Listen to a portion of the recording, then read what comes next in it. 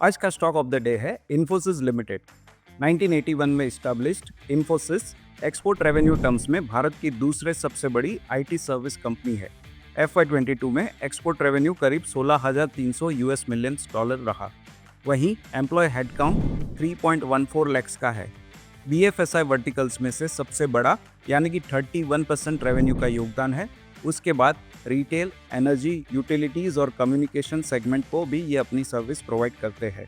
Strong Q1 और revenue guidance में upward revision के ध्यान में रखते हुए हमने FY25, FY26 अर्निंग एस्टिमेट्स को रेज किया है। हमारा मानना है कि strong deal wins, large client के साथ मजबूत रिलेशनशिप और कंटिन्यूड डिजिटल मूवमेंट के कारण से इन्फोसिस रेवेन्यू ग्रोथ में लीडर्स को कैचअप करने के लिए आने वाले सालों में वेल पोजिशन्ड है।